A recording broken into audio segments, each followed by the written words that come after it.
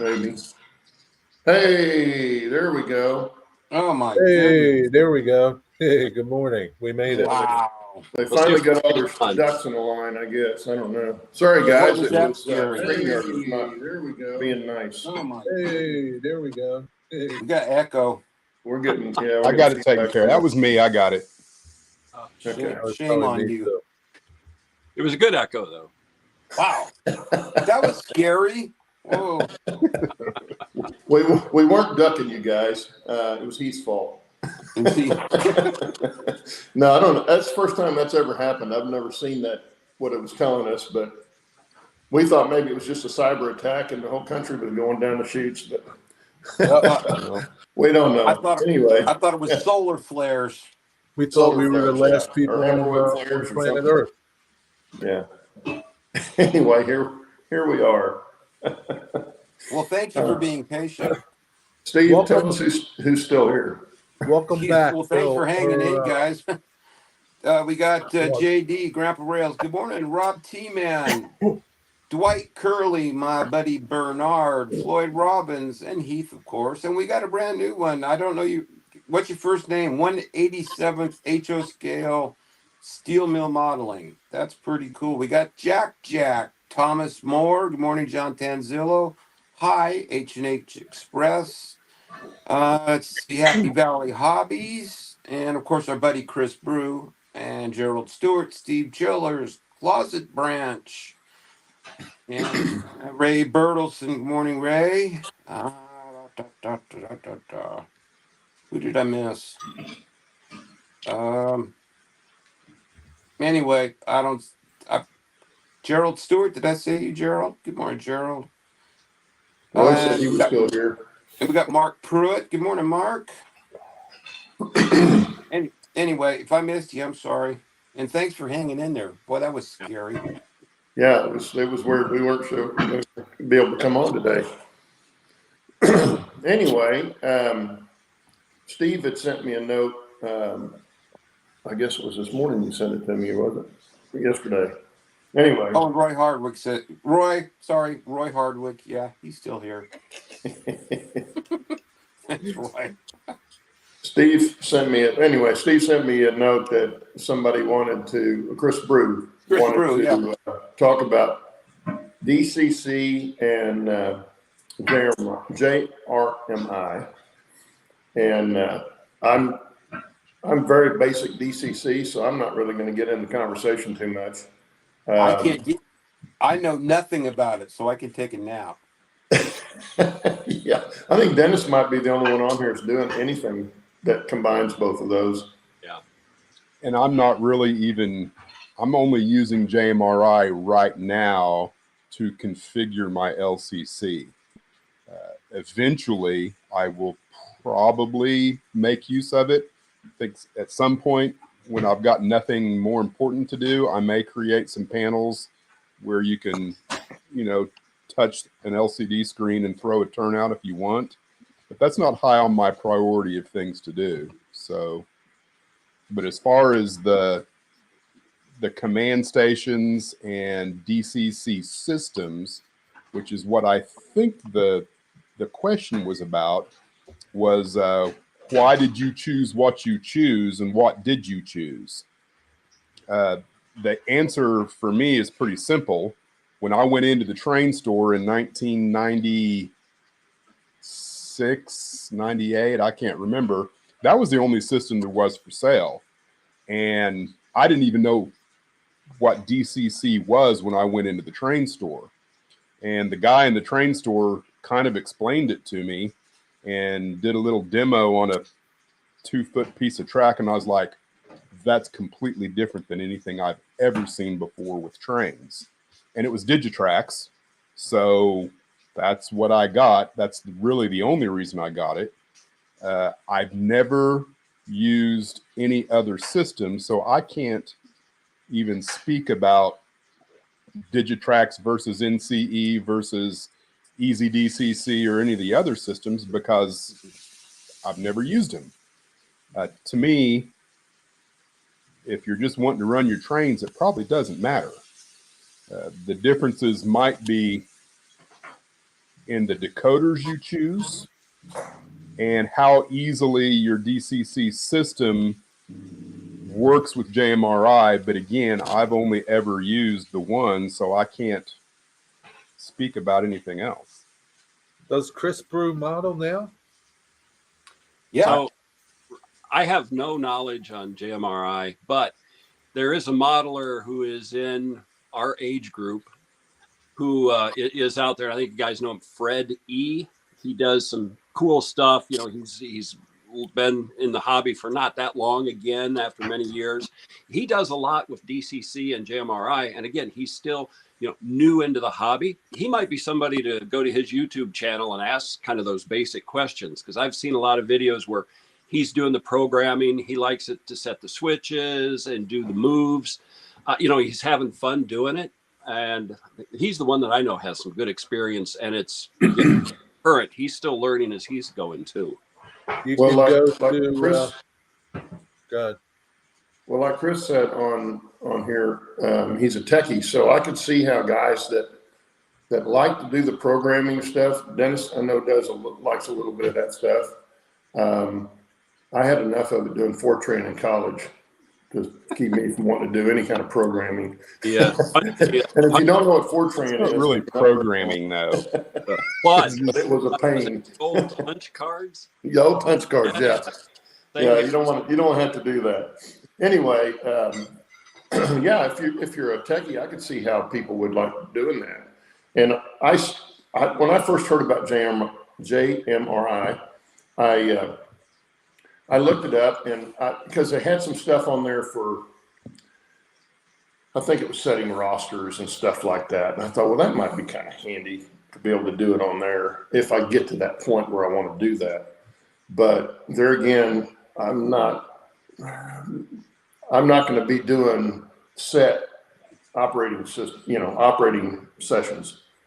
So I don't really need all that kind of stuff, or at least I don't think I do. So, it may come in the future, but for now, I don't even want to look at it. I've got it on my computer, but I think in years. the primary reason, at least it was for me, I can't speak for everyone, but I would guess that one of the reasons you might get JMRI is because of Decoder Pro. And JMRI offers two different applications, I guess is what you'd call it. One is Panel Pro, which is about creating panels that you can interface with your layout with touchscreen type technology. Decoder Pro is all about, instead of using your throttle to change your CVs, which can be a little bit, I don't know, tedious, I guess you would say, you get a computer interface that is a little more intuitive and easier to deal with in the Decoder Pro. And that's the whole reason I got it. The only reason I got JMRI was for Decoder Pro. I think that's what I did it for. Yeah, and then I found operations, because I looked at Panel Pro and I'm like, I'm never going to do that. And then I saw operations and I thought, well, what is this? And I looked at it and I was like, oh, this is cool. Yeah, and I've done some other things, like technically at one time, I think on this computer, my laptop, I think I do have Panel Pro configured with my time saver that I can click a button on the computer and turn the turnouts on the time saver. But I would rather do it at the layout than in a computer any day of the week. Yeah. Well, Chris says he likes the IDs and the smartphone as a handheld. Chris, I do that on mine. Yeah, you don't have to have JMRI to do that. Yeah, let's get the Wi-Fi connection was, I don't know, $40-50. Plug it into the command station and you're ready to go. Download a throttle app and then run it off your phone. That's what I do now. I don't use the Digitrax throttles anymore. Except the program, which I think I did that JMRI for Decoder Pro too. I think that's the reason I even looked at it. because I thought, well, that might make it easier to do that, which it should, but I'm still not to that point where I'm doing all my locos yet. So that may be in the future here for too long. Yeah, that's kind of the issue I'm having right now, is I haven't found a way to connect my Decoder Pro with my Raspberry Pi. I don't have any problems connecting to OpenLCB, which is the system for LCC, but I think I can access Panel Pro, but the reason I want Decoder Pro is so that I can actually see what the CV value is before I edit it. Like, if you're dealing with acceleration or deacceleration or volume with your master volume on your decoder and your locomotive, it's handy to go in and see, well, what is this already set at? Because like right now, my number 360, the throttle response is way off from everything else. Like speed to go like a scale 30 mile an hour, I have to crank my throttle up to like 55, which is completely off from every other locomotive I've got. But I have no idea what that CV is set at, and to go in and change it, I would just be guessing at where to start. Yeah, it's nice. Decoder Pro, you can see, oh, this is currently at. It can read the CV, but I think the way it is right now, I can only read the CV on the program track, and I have not been able to get my program track to work at all with the Raspberry Pi. Yeah, it'd be nice to know what it said at, what the default should have been, without changing everything back to default. Well, you should have a list of defaults associated with your decoder, but if you've messed with it already, and I have, because there's also the scalable thing you can scale up from what it is. There's 2 or 3 different CVs you can mess with to get your speed without. I don't even use the time or the tables, the speed tables. I don't use those per se. I use the low, the mid, and the max, and I can't see what I've done already. Yeah, I can see that's where the Decoder Pro would be really good, where you've got it on a screen and everything's right there that you can look at. And I'll probably use that when the time comes. Boy, I tell you, old Anderson's on a roll. He's always on a roll. No, Steve Childers is the older Steve. I'm now grumpy Steve because I drive a bus. And everybody knows bus drivers are grumpy. Okay. We can't be grumpy. We're not allowed to be grumpy. We have to be nice. Okay. So did we find out Steel Mill Modeling's name? Give us your name. He's got a question. How can I take the DCC out of this model for DC? You should be able to go in and if you have DCC, you should be able to go in and configure it to run on DC. I don't think you should have to take it out. That sounds do that, though? sketchy to me. Might want to just check. A lot of the newer DCC models can run on DC direct out of the box. Yeah. Yeah, it just depends on the decoder that's in there, I think.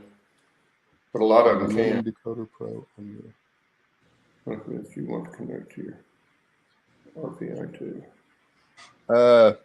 I'm running Decoder Pro on my Raspberry Pi, but so my Digitrax doesn't talk to the Raspberry Pi. That's the problem, is that I've got the USB buffer for LCC that allows me to talk to the Raspberry Pi, but my Digitrax system is what you need to be able to connect it to Decoder Pro, and I haven't found an interface that allows me to do that yet, or at least I haven't been smart enough to figure it out.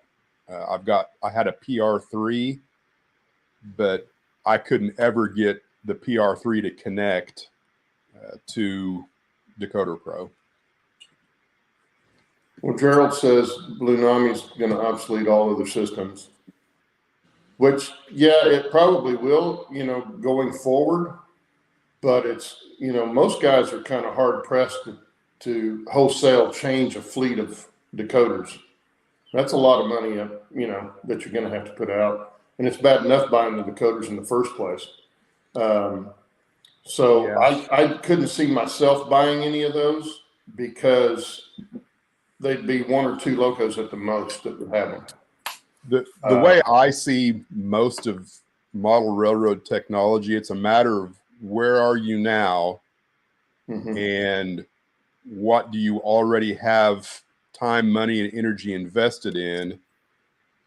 Just like when DCC come out, I have no doubt there were tons of people said, I will never get into that. I've already got all my DC configured, my blocks or whatever.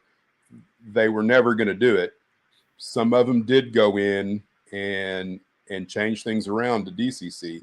But like right now, I could maybe see getting a locomotive Blue Nami just to see, but it would be one locomotive among 7 or 8 that would you have to have a different throttle just for it?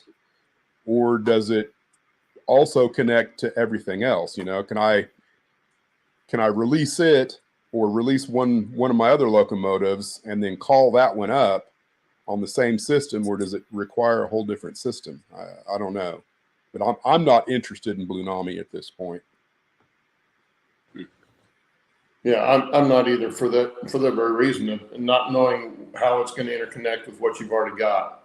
And I know there's people that have done the DC and DCC together on the same layout and just, but that's stuff I wouldn't want to get into either, Yeah. Okay. Gerald says Blue Nami works with DCC also. Okay. So there you go. And it might be something that would do down in the future, but I'm not going to go back and change what I've got all over to that. It's like all my Blackstone stuff, all my Blackstone engines. If I do anything to them, it's going to be putting in current keepers, if I even go there. My question about the Blue Nami is, let's say, the clouds part, the sun shines, and the world is all right, and Blackstone offers a K28 with Blue Nami in it. My question is can I purchase that K28 already equipped with Blue Nami, put it on my railroad, and it will integrate with what I've already got seamlessly? If that's true, then I would do that. But if it requires more money, more like I can't use this with that because I've got this instead of that, I'm not interested. But if Blue Nami integrates with what I've already got, I wouldn't have a problem using one. I think it does. It's just a matter of complications. I can't see why it wouldn't. Jack has a question. Is it most often for dead rail? From what I understand, it can be run on dead rail, but it's an either or. Yeah, but where's it going to pick up power from? Run dead rail. You're not going to have any power there. It'd have to be a battery almost, I would think. But see, I'm not that electronic inclined, so I try to stay as simple as possible, because if I've got to go back and fix something, I want it to be fairly simple. Yeah, if I could, I have no issue with having a Blue Nami, but I don't think I would ever go back and take something out and put one in. Yeah. But if you could move forward and the technologies integrate with each other, cool. Yeah, that I could see doing, but I guess there would be back and change everything out. if you have a bunch of locomotives, it'd be expensive to take all those decoders out to swap out for Blue Nom. Right. To me, that's why they would have to be integratable with each other, without I'm not sure they mutually are. exclusive. Yeah. It's just getting more and more complicated. Yeah, that's the smoke's gonna be coming out of my ears here in a minute. The changing from DC to DCC was pretty easy, except for the DCC decoder. I'm thinking back then, if you wanted to, you can get DCC decoders to run trains for under $30, a lot less than 150, which is probably, I'm assuming he's saying is what it costs today to do the same thing. But I don't know, but 30 bucks in 1995 might be equivalent to $150 today. I don't know. Can't you buy a DCC decoder with no sound for like $50? I think less than that with no Yeah, sound. less than that. So you can get into DCC pretty cheap. Yeah, if especially if they don't have a lot of extra functions to them. Yeah, a lot of N-scalers prefer not to use sound because the sound quality is not quite there with N-scale. Yeah, it sounds like a Walt Disney cartoon train on some of the N-scale stuff that I run when you toot the whistle or horn. Yeah, some of it's not great, but it's better than nothing. And that's more the size of the speaker and the place on the locomotive that it is, because there's some little things you can do to a speaker to really make it sound better, but you don't have a lot of room in an N-scale locomotive to start with. And you put a decoder in there, now you got even less. So I can see it'd be really tough with N-scale. Although John Tanzillo can tell you all about that because that's what he runs is N-scale. And he's got a pretty good fleet of locos. So back on the DCC thing, there's the DCC guy, Larry Puckett. His videos are pretty good. I don't know if anybody watches him. I do. Yeah. Steve says Blue Nami runs off a cell phone app separate from DCC, but can run together on the same track. And see, that to me would be the turnoff. If I have to have a separate device just for one train or one group of trains, I'm not particularly interested. I want to be able to use the same app on my phone for my entire fleet. If I understand what Steve is saying there. Yeah, so you have the guy said that backward compatibility is a thing, which it has to be. I mean, if you're going to come out with new technology and ask everybody to change over to something completely new to be able to run your one product, right? You're not going to sell it. The question is, though, can I call that Blue Nami decoder up on Digitrax? On Digitrax, what I'm using is my Wi-Fi right now. If I can't call it up on the same application that the rest of my fleet is on, then I'm not. Yeah, then it's worthless. It's worthless then. I wouldn't say worthless. Again, if you're starting today and you haven't built a model railroad and you want to go with Blue Nami, that might be a thing to do if it's the future. And it may be a lot simpler. I've not gotten into it and read about it, so it may be a lot simpler than what we're thinking it is to run together. At some point, it'll probably get simplified. Probably, if it isn't already. Yeah, that's true, John. Digitrax aren't as good. About the only time I use a Digitrax decoder with my Digitrax system is if it's not sound. Because I can get them pretty cheap if I just need the thing to move, or if it's going to be lashed up together with another, like a B unit on an F unit train, then I'll do that. I'll put just this mobile decoder in there and run them that way because they are a lot cheaper.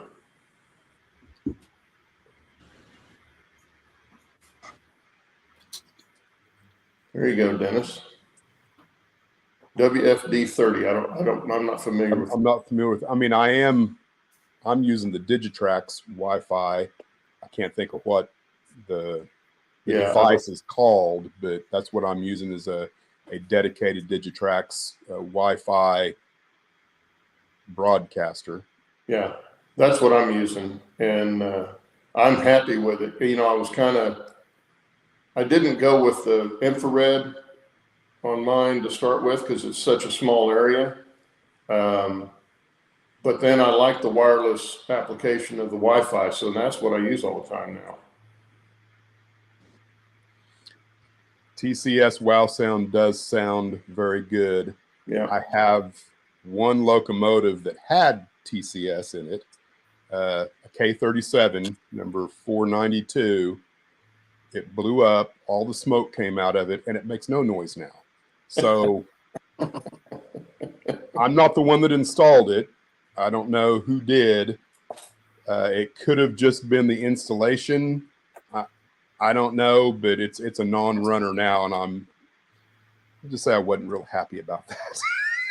But it did sound good when it worked. Jack, what do you changed it here? Oh, got a that's point. what's going on. You're putting something up, and I'm putting something up, and they're swapping each other. Okay. Well, Jack's got a point here, though. I don't know that I'd call them knuckleheads, but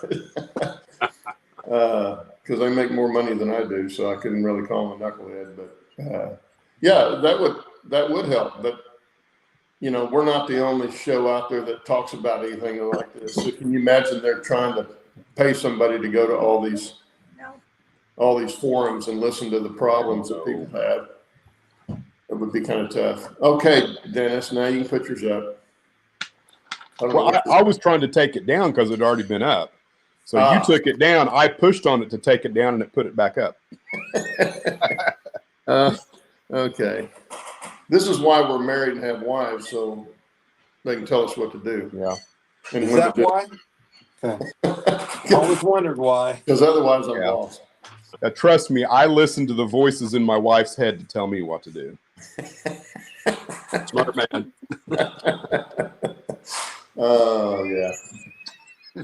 Oh, speaking of which. Oh, mercy. Hey, good morning, Tim. What's up, buddy? John says he prefers soundtracks over ESU. I've not tried ESU. I've not done any of those. I have done the Wow Sound. I like those. In some of the HO locomotives that I had, they had the kits that were basically you plug them in and they work. Had very little soldering to do with them and all that kind of stuff. Had the current keepers on the board, all that stuff. So I really like them for those. The problem is they've only got kits for, you know, a dozen or 18 maybe locomotives.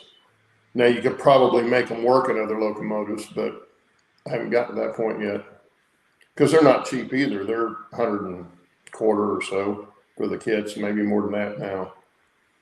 I really like the Tsunami 2, the way they work. The brake function is super nice. I can, like, if I'm running my yard switcher, I can keep the throttle set at like, I don't know, 15 or 20 and just use function 11, reverse function 11, reverse function 11.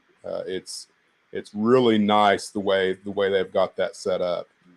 And my recollection of the Wow Sound, of course, I didn't get to run it very long before it blew up. Again, I can't remember now whether it had a brake function that was similar to Tsunami. The main thing that I really liked about the Wow Sound was the horn quill. The horn quill is bar none better than anything else out there. I didn't really like the whatever it was, you know, you are now in sound code demoter mode. And then it talks back to you. I didn't particularly care for that because you had two different modes. One was like sound mode and one is like run mode or something. So when you went from one mode to another, the train told you that you went to a different mode, which takes me out of the illusion of running trains. I don't want to hear the train telling me what mode it's in if I want to swap back and forth as needed during an operating session. But again, I have very limited use of the wow sound. I might have an entirely different opinion of it if I operated it more. I didn't really get to operate it. Well, the only time I hear that on mine is when I'm programming it. Or I want to go to the, you know, they've got in the sound mode, they've got the one channel you can go to and you can pick like 3 or 4 songs. One of them is the national anthem. You can actually have it play the national anthem. Really? Yeah, it's kind of cool. It's you know, it's kind of a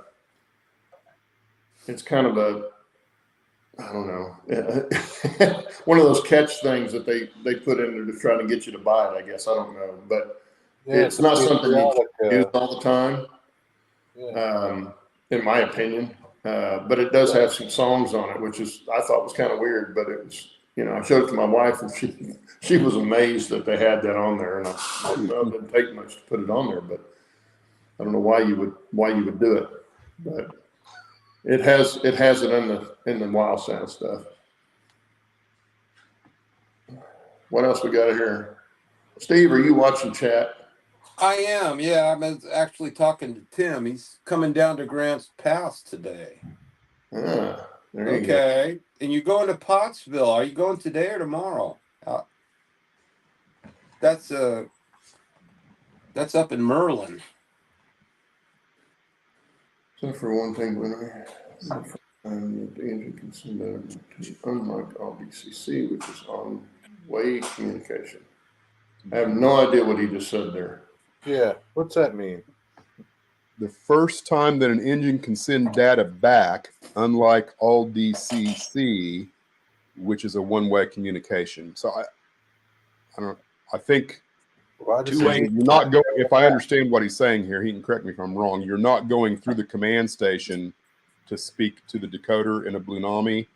You're going directly from the device to the decoder. Is that what you're saying, Steve?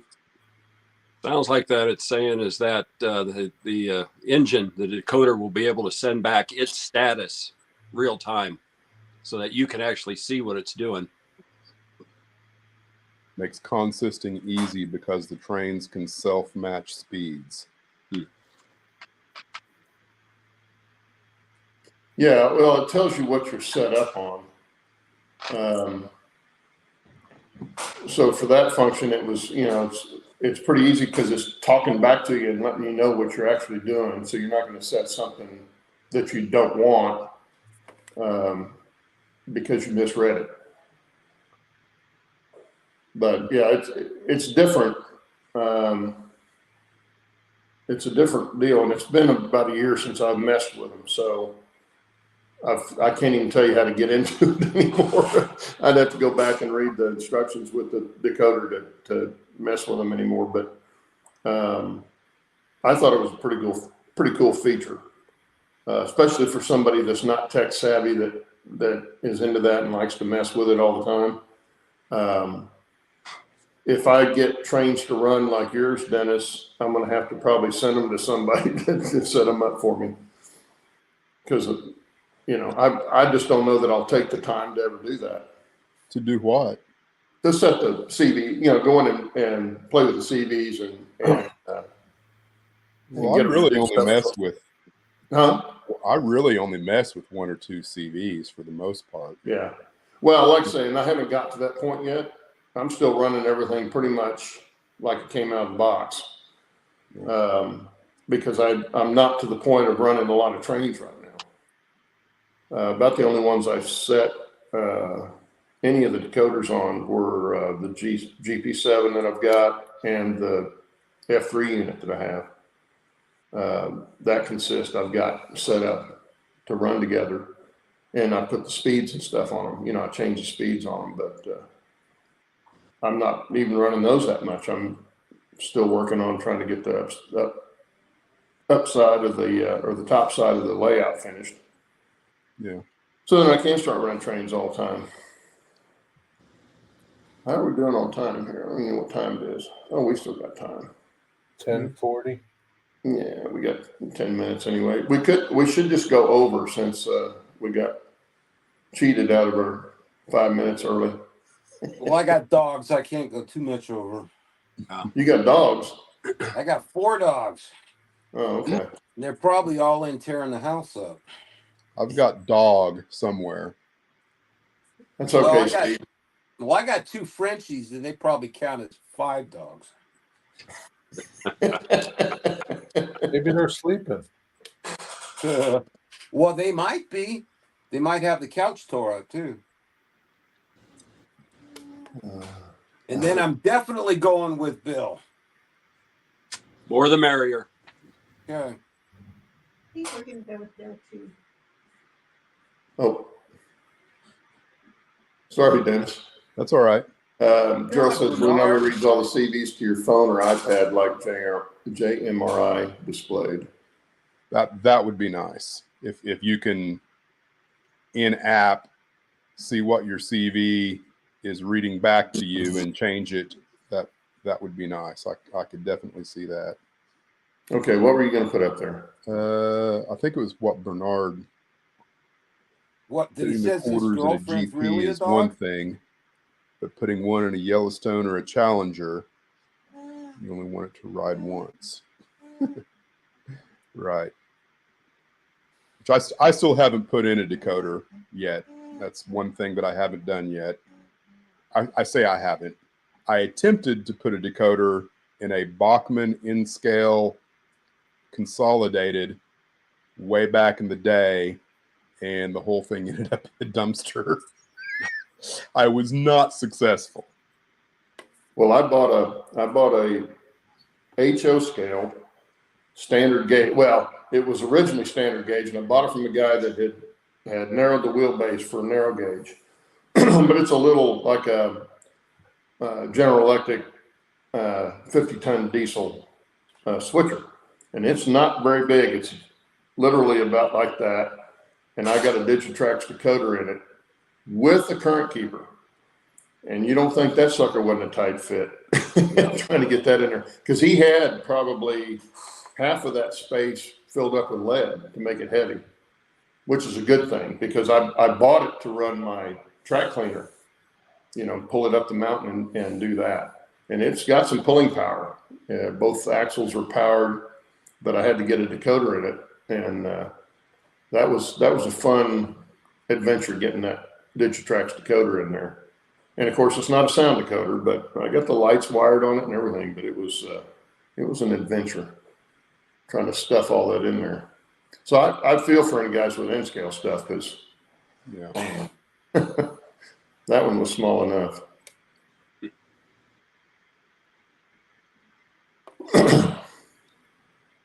Okay, Steve, explain. Explain what? About $7,000 for the flight and a visa, Roy. Oh, So he must be talking. Okay, how much? Here it is. How much money do I need to go with Bill? Oh, All right. So, Roy, so plane ticket from Washington Dulles to Bangkok, actually round trip, $2,000. And once there, you can easily live on about 1,500 US per month, and probably have extra money to boot. so if your round trip ticket, can you come back anytime? Well, yeah, I've got it. I'm coming back late August, so I'm going to be there like 62 days, and then I'm coming back because I got to get the kid moved into UVA at Charlottesville, because it's starting college this fall, and he's working, trying to get a job this summer. And then I'll get another ticket and go back. Probably the next time I go back, I'll do one way there, and then when I decide when I'm wanting to come back around the holidays, then I'll get another ticket and come back in. So, yeah. Yeah, so like one I was US wondering dollar, if anyone else caught you that. convert it I saw it. Thai baht here and wire it. It's like 36 Thai baht to $1 US. If you go over there, the exchange rate's a little less, so it's like $1 to 35. So you can get like a bottle of Coca-Cola for 20 baht, so far less than $1. The prices are just so much lower than they are here. It's just crazy. Are they smaller bottles? Most of them are about the same size, maybe ever so slightly smaller, a few ounces. Okay. And no, if you're there driving truck, I doubt it. All they do is haul rice. Now they haul everything. Like Thailand is the Detroit of Southeast Asia, major automobile manufacturing. They've got a lot of stuff that's going on there, a lot of manufacturing and a lot of good prices. Oh, hello. Why did that happen? That was weird. Yeah, Steve, I go economy. Even when I was working with Amazon doing international, they would not foot the bill for anything other than economy. Well, Really? Steve flies like my wife likes to fly. When we go across the pond, it's got to be business class. Why is Yeah. business class Good for me better than too. economy? Yeah. Someday I would love to fly business class or first class, but I'm not shelling out that kind of money. I can get reasonably comfortable back in economy. And I've traveled enough that I know all the little tricks to make it so that I'm as comfortable as possible. And, it's like, you're scrunched in the seat, but if you get far back in the plane, you're closer to the galley, you're close to the restrooms, and you get an aisle seat regardless. If you even want to look out the window, forget it. Get an aisle seat so you can get up and walk, go to the can. There's little tips and tricks that you learn after you fly all the Can you much. pick your seat? Makes it okay. Can you pick your seat? Oh, yeah. Try. Yeah, you can pick it on most of them, even in economy in most airlines. Oh, okay.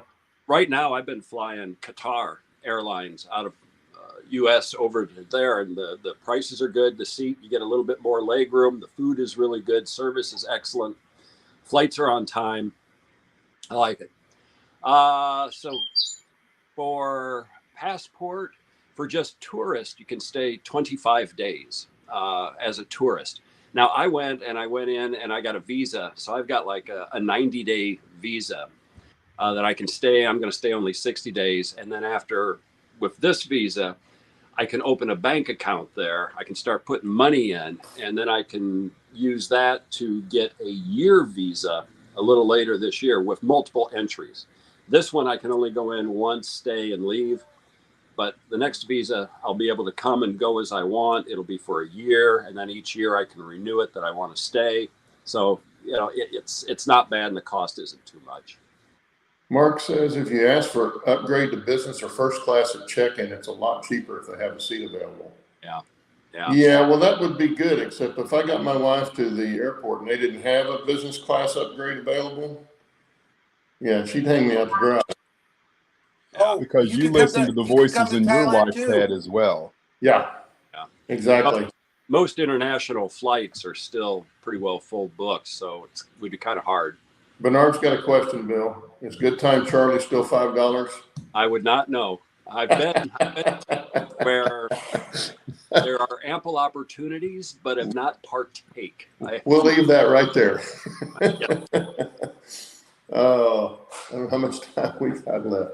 Oh, we still got almost 15 minutes left. Actually, 10 if we just stop on the dime here. Well, we probably should. Yeah, we will. Yeah. Well, we got away from DCC and JMRI to airfares. And luggage. We'll get off on luggage just a bit. Good time, Airlines Charlie. charge so much to take bags. Like we were talking in the green room before the show started. I've got my suitcase packed, and probably 2/3 of it are model supplies. I've got a few clothes. I already got a bunch of stuff I've left there, but I'm taking, scratch building supplies. I'm taking my X-Acto knives, some, water-based paint, some wood glue, styrene, wood, all kinds They're of going things to let you take paints? in there. Say what? They'll let you take paints?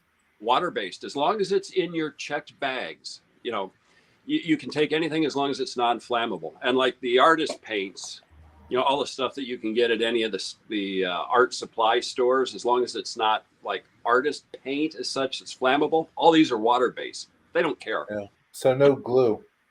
I'm taking cyanoacrylic glue and wood glue as well. Just Is it- get small bottles. They're CA sealed is up. not flammable. I don't know that it is. Find I out. don't know. Never I've never tried checked. lighting it on fire. No more flammable than clothing would be my guess. You know, if you I have guess. a fire, your clothes are going to burn. Yeah. No, So- I've never tried The it. So. closet branch has to obtain a permanent residency. You can't. You can get long-term visas, like if you're rich and you invest like 400,000 US dollars in Thai, like bonds and businesses, you can get a 10-year visa. But as far as permanent residency, from everything I've looked, you can't. So I'll be happy with like incrementals, year visa.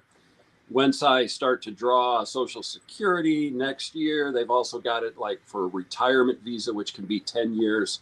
So there's different options. But as far as permanent, I don't know. I don't know if they've got anything like that. I haven't seen anything.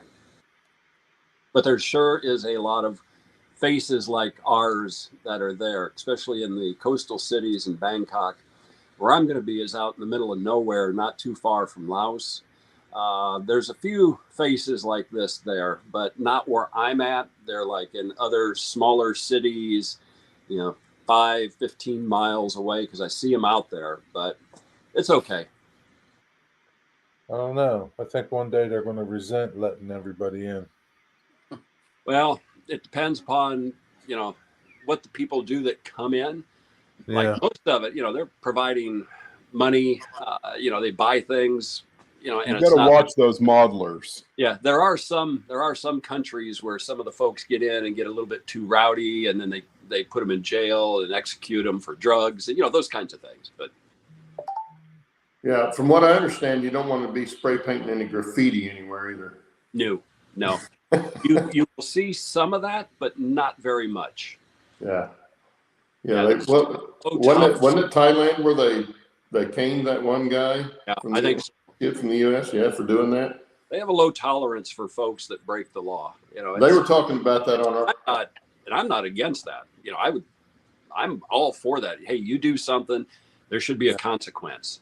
Well, there was a discussion on our cruise after we left Mexico that there were some kids from the cruise at one of the beaches that they pay to go stay at that were acting up and stuff. And he said, what people don't realize when they leave the U.S., stuff that we can do in the U.S., you're in a foreign country, you may not be able to do that. And they don't mess around a lot of times. So, yeah, you gotta mind your P's and Q's when you're in some other country. Yeah, for sure. Yeah. Just the fact that you're from another country doesn't give you special privileges, and oftentimes it's just you misbehave and you're from certain countries. Yep. You're not going to get leniency. They're going to give you the full brunt of whatever the local law is. Yeah, we get pretty. What's the word I want to use? Pretty used to how we do things and think we can do that anywhere. Privilege is what I was trying to think of. Yeah. U.S. citizens think they're privileged anywhere they go in the world. Well, that's not necessarily so. Europe, you get by with a lot more stuff than you're going to get by in Asia for sure. But Mark, make sure you don't have a bullet in your luggage. That's right. One guy said he got lucky; they let him off, but it could have been a lot worse. Or a quarter ounce of marijuana, firearms, or gunpowder. Yeah, well, even in the Caribbean, you can't wear camouflage clothing. Because that's their military uniform, and they don't want you wearing that. So if you got off the ship with they'd probably stop you before you got off the ship because the ship knows that you can't do that. And they know what will happen. They'd probably send you back, so go put something else on. But if you were to do that, it's a pretty stiff penalty for doing that in a lot of the Caribbean countries. Wow. And I bet they don't have a sense of humor about it either. No, they don't. They get pretty serious about a lot of that stuff. And that's the last place you want to be is in a foreign jail. You don't get near the resources that you would get in the U.S. as far as talking to lawyers and stuff like that. They can do whatever they want. That's their country. Yeah. You know, so you got to be careful about that kind of stuff. That's like when we went to the Vatican, and several years ago, we were at the Vatican and we went into Sistine Chapel, and they had told us no photographs in there, no flash photography. Well, you walk in the door and it's very small, a lot smaller than you think it would be. And it was packed shoulder to shoulder with people, and everybody's taking pictures. Now, most of them were Latin, so they're Catholic, and they're taking pictures right and left of the ceiling. And the guard comes in and says, "No photos," just screams it. And it stopped for about 30 seconds, and then they started again. And I told my wife, I said, the Vatican's its own country. That guy should have gone over to the person with the most expensive camera and confiscated it and walked out of the room, and there wouldn't have been any more flashes going off. But they didn't do that. And so it started up again. But yeah, they can, you know, countries have a lot different rules than we think they have in a lot of cases. Yeah. Yeah. You have to be cognizant of what's going on and be respectful. Yeah. Instead of being For obnoxious. fact, I think. I don't know that, but yeah, that's, you know, you got to be careful what you're doing for sure. Hell, Steve, they do that in our country now.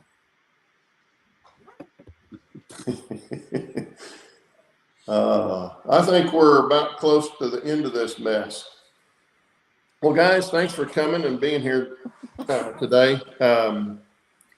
Bill may or may not be with us next week.